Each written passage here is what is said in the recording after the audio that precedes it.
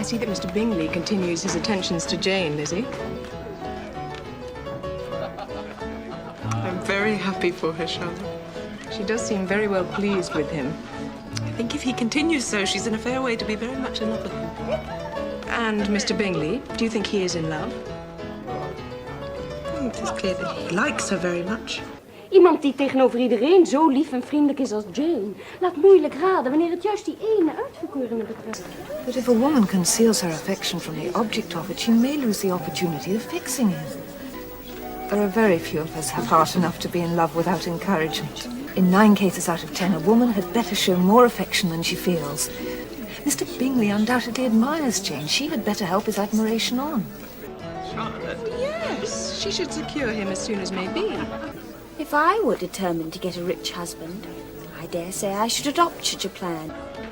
Before she is sure of his character, before she's even certain of her own regard for him. Happiness in marriage is entirely a matter of chance, you know.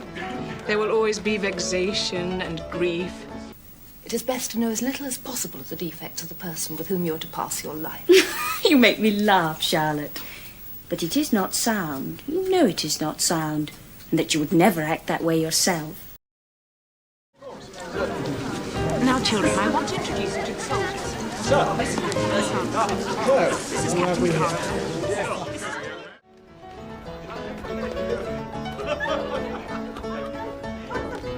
Mr. Darcy looks at you a great deal, Lizzy. Mr. Darcy? He does overlisten my conversations. Why? You'd better ask Mr. Darcy that yourself. That gentleman has a satirical eye. If I do not begin by being impertinent myself, I shall soon grow afraid of him.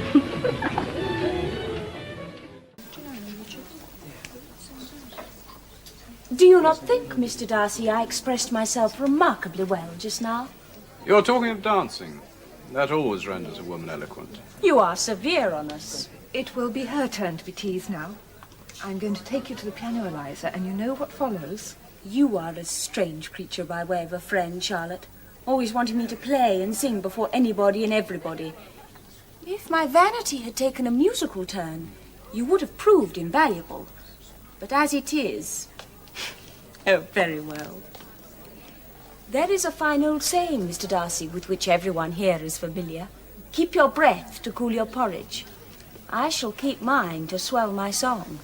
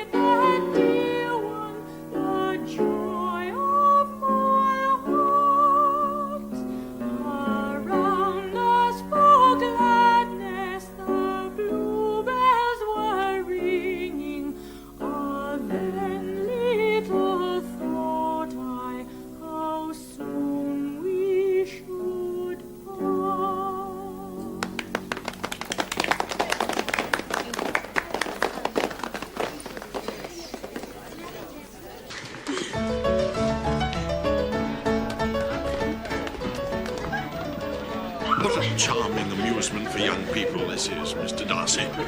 Nothing like dancing, you know.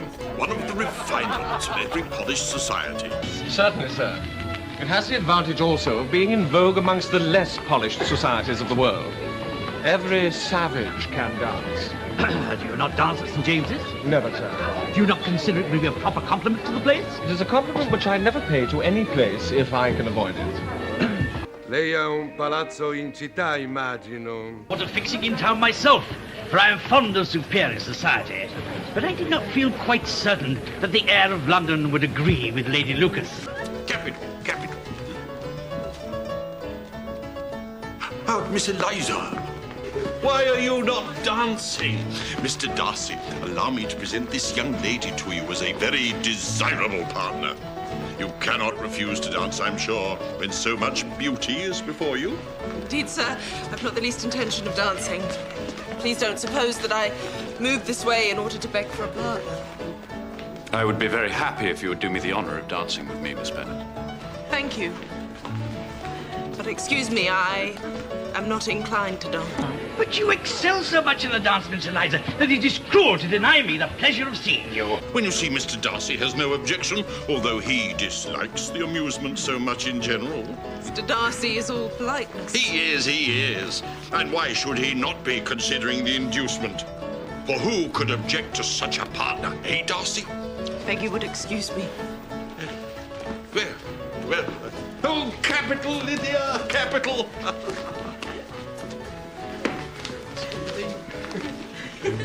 Can one guess the subject of your reverie? I should imagine not. You are thinking how insupportable it would be to spend many evenings in such tedious company. Such insipidity and yet such noise and nothingness and self-importance. Your conjecture is totally wrong, I assure you. My mind was more agreeably engaged. I've been meditating on the very great pleasure which a pair of fine eyes in the face of a pretty woman can bestow. And what lady has the credit of inspiring such reflection? Miss Elizabeth Bennet.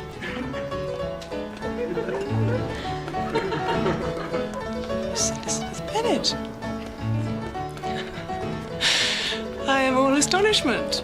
When am I to wish you joy? A lady's imagination is very rapid. It jumps from admiration to love, from love to matrimony in a moment. I hope your mother-in-law bestows equal pleasure. She's sure to move in and live with you at Pemberley.